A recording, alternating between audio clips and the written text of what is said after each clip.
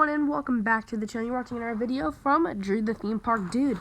I did do a video similar to this a couple weeks ago with Rise of Resistance, and that video did pretty well, and I got a couple requests to do another one, and I guess the second newest really big ride that I've been on is Hagrid's Magical Creature Motorbike Adventure at Universal Studios Orlando. So yeah, I have some stories, I have some photos I'm going to show you guys in the background. It might take a minute though for them to switch, as well as just my overall review on the ride, because I actually have a lot to say about this attraction. So, just a quick little knowledge, it is in the Wizarding World of Harry Potter and Hogsmeade over at Universal Studios Islands of Adventure in Orlando, Florida, USA.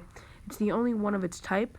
There's no version of it in any other Universal park. It's the only, because it replaced Dragon Challenge, which was also the only Universal park to have that attraction. So it's not like Forbidden Journey or Hippogriff where there's multiple in all of the Universal parks. This was exclusive to Orlando. So basically, there's a motorbike and a sidecar. The ride vehicle is around 12, I believe, per ride vehicle, so it fits around 24 people. Personally, I've been in the motorbike twice. I've never been in the sidecar. I've done the motorbike twice, both times I went on it. I went on it once around a week after opening, and then I went on it the second time around Christmas time, and since then I haven't been back, so yeah. It opened, I believe, summer of 2019, so about a year ago from right now. It was very packed. I heard there was like 10-hour opening lines.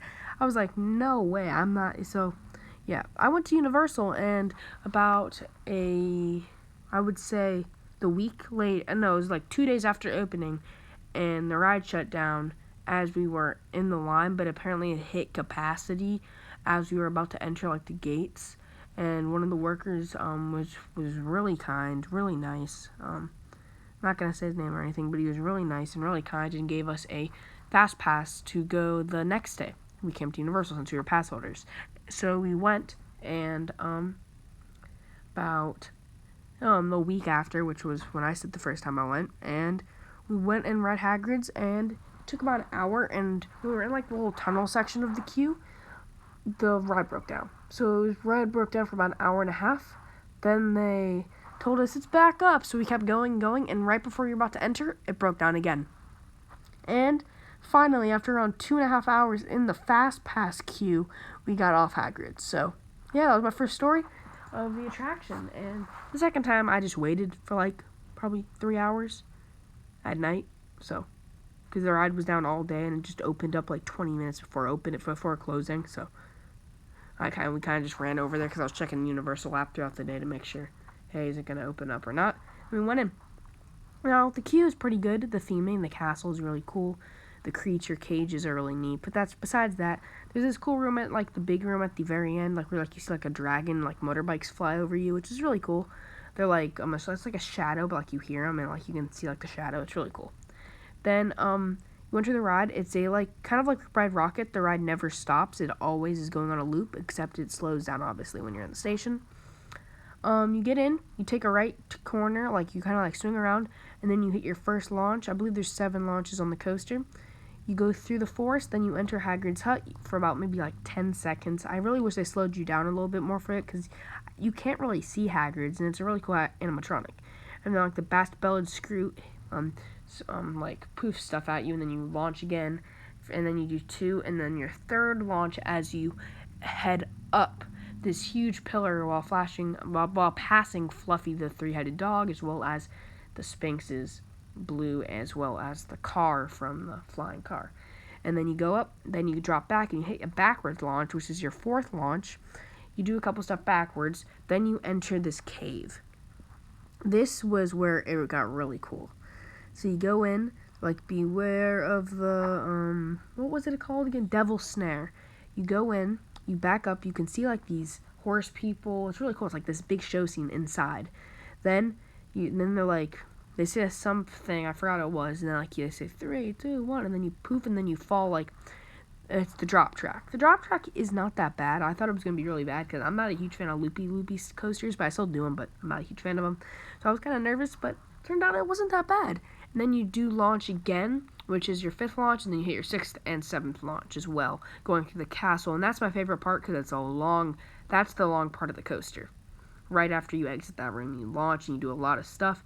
Then you see the unicorn, because like you're on a quest and the unicorn's rare apparently, and then you enter the castle and you're back at the start. So yeah, it was a really cool attraction. I really enjoyed it. If I had to give it an intensity level, I would say it's a little bit more intense than a standard family coaster. It's no, if you think Woody Woodpecker and Hippogriff are on par with this, oh, you're wrong. There's a lot of elements, and it's by far my favorite roller coaster in the entire park, and my favorite Universal attraction by far. It is, Rise of Resistance does beat it for all time my best attraction, but this is second place.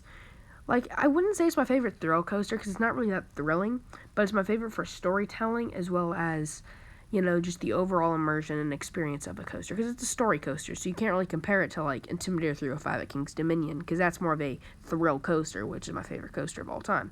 This is completely different. This is a completely story-based attraction based off of Harry Potter. And yeah, it's really cool. I'm really happy that they brought Hagrid into the mix.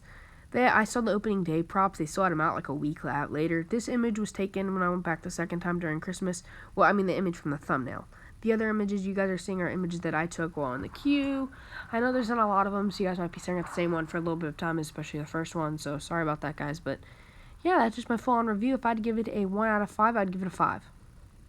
It's by far the best attraction in Universal Studios Florida by far. I'm really excited for Super Nintendo World because the Mario Kart attraction could be the next thing to top this, or I mean the Jurassic Park coaster, which is going to open way before that. So yeah, I'm going to probably try to be there opening day for the Jurassic Park coaster. I still want to get back to the parks, but we're just giving it a little bit of time because there's some stuff, and we just, we want to wait until it's more safer to go back to the parks. And the second I can, I want to be able to film, and if I get 2K, I'm going to be able to do full-on vlogs, so that would be amazing. That would really help the channel grow. I'd still be doing these types of videos, so fans that are excited about this, but there would just be a lesser quantity and more of a quality of actually being in the parks. I'd probably be able to post maybe 1 or 2 of those videos a week where I'm actually at the park, because I probably only go maybe once or twice a week, especially if during this time, if that even. So yeah, thank you guys so much for watching. Please don't leave a massive like and subscribe channel if you're new to notifications on. Make sure to join the Discord because there's a lot of stuff coming on. It's the first link down below. There's going to be so much stuff going on soon to celebrate almost hitting 2K subs. I don't know if the video where I announced it's out yet, but if it's not, I'm not going to say anything just in case it's not.